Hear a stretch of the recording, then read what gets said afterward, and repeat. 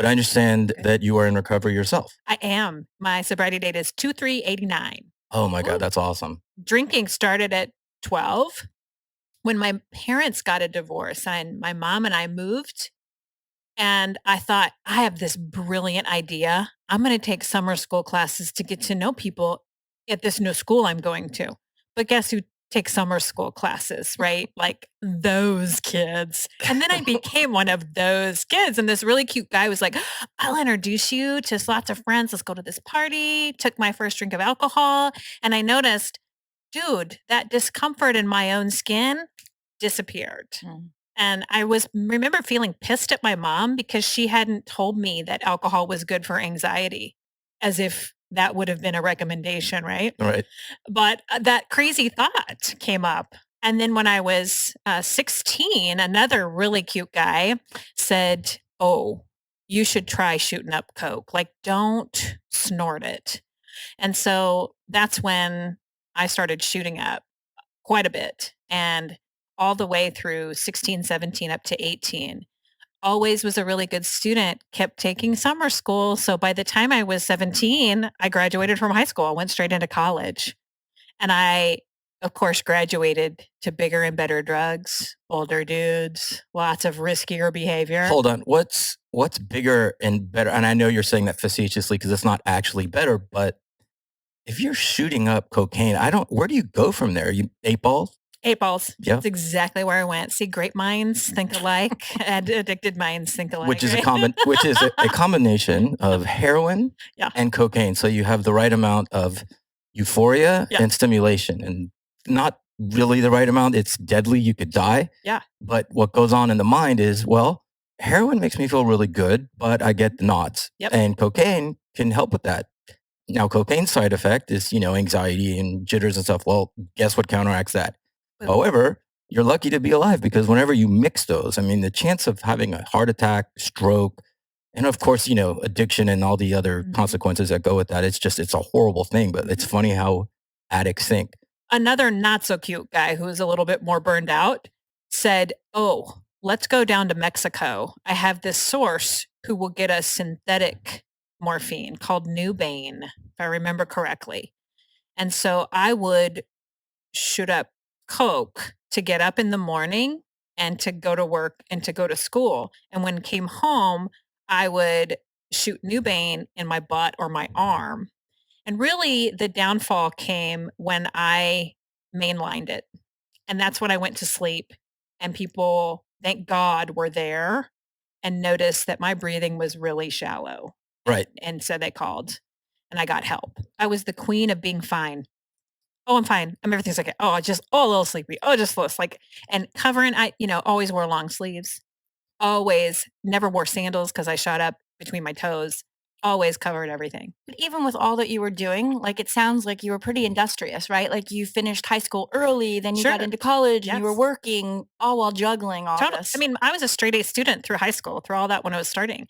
First semester in college, I had a 4.0.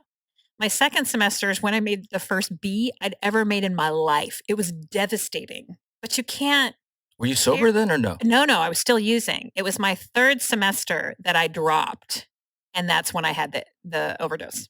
There were times probably like me, you had moments of clarity during your use, brief, Yes. because there weren't mounting negative consequences yet when you're like, okay, this is not who I want to be, but Nope.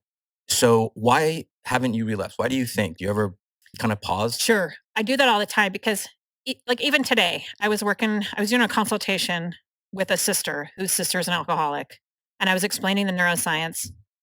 As soon as I think about a needle, like it's already happening now, my mouth waters, my arms get itchy, my heart starts to race. Mm. It's like those neuroreceptors that have been inactive for so many years just pop open and say, okay, she's thinking about cocaine, talking about cocaine. Is cocaine coming? I think cocaine. Oh my God.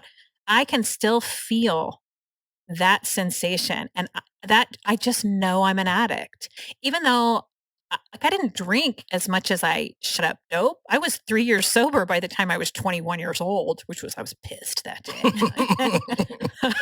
But so there's just been this knowing for me that I'm an addict. And then I always think, if I relapse, what's the bottom? I mean, if I almost died, that's my bottom. So it scared the crap out of me enough that when I think about that, I've just been able to stay sober. Let me move you to what you do and what you specialize in. Tell me what science we have now. How much are you responsible for? We have great prevention science now, but it is relatively still in infancy. I mean, we're looking at 30, 40 years of literature. So this study for me started in my undergrad in Omaha. And I also worked, this was back in 91. I got my first job in the field. I was a psych tech on a Me too. Oh, that's fantastic. I thought you were in labor and delivery first. Not first. Oh, tech, right. Tech.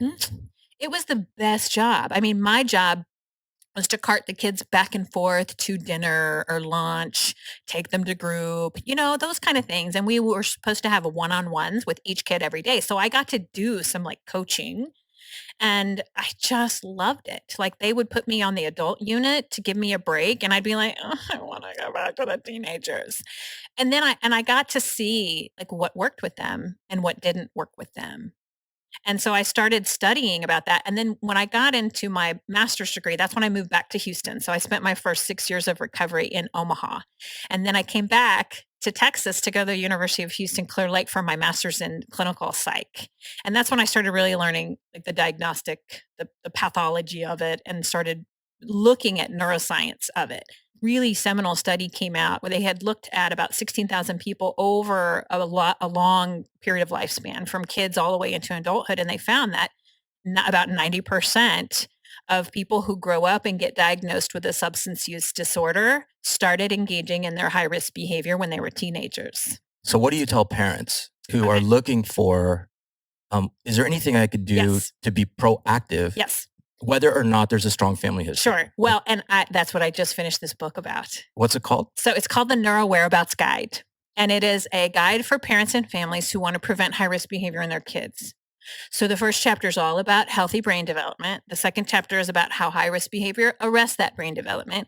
And then chapter 3, 4, and 5 are about 18 different high-risk behaviors. And I put a graph for each one of them to show you when they peak. So when should you as a parent kick in with a prevention conversation? And then what does prevention science say that you can do to support? And this starts with attachment. So as a parent, knowing what a secure attachment is and how to manifest that in your parenting skills is a protective factor against later substance use. And then the second one is communication, like actually assertive type of really validating conversation. Communication with your child is another protective factor. In my book, I write about power struggle worms because kids will lay those on you as soon as their brain starts to know how to really argue. Worms? Right, power struggle worms. And when you bite one, they're in control of you. Hooks. Got They like hook fishing, you, right? yeah. So a good one is, Mom, everybody does it. Dad, don't you know marijuana is a medicine? It's totally safe. Like those are power struggle worms. And usually parents, what they do is they kick into this lecturing, this arguing, this invalidating, like, you don't know what you're talking about kind of stuff. Which has the exact opposite Effect, right? Exactly. So what I teach parents to do is to say, wow, you really feel strongly about this. Tell me more. Which is odd for a lot of parents because the gut reaction is to just push back. They don't want to know more sometimes. No. Right. But by the time your child does that, you've already also worked on attachment, worked on communication, you've worked on your parenting style. And so they sit down with their kids and say, okay, let's figure out what the values are that we want to espouse in our family and what the things are that we don't want to do. And then really simply, so this is in the book too, a family code activity. They sit down and they put that together in 2 or 3 sentences and they come up with their code.